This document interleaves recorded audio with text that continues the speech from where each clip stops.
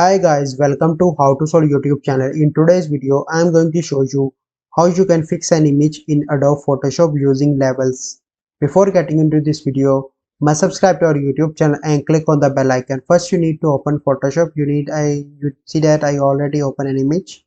Then you need to click on layers, and you can see that this is layer. And first, you need to click on adjustment, and then you need to click on levels, and I'm going to adjust that image. You need to click that finger here first, and you can see that I'm adjusting the image according to my choice,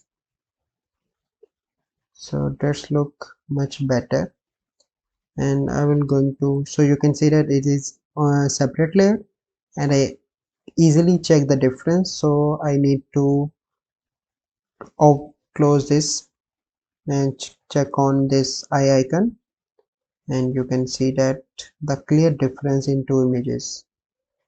So this is before and this is after levels adjustment. So by following these steps, you can easily adjust your image by using levels in Adobe Photoshop. I hope you find this video helpful. If you find this video helpful, please like this video, subscribe to our YouTube channel for future videos. We'll see you in the next video. Thank you. Have a good day.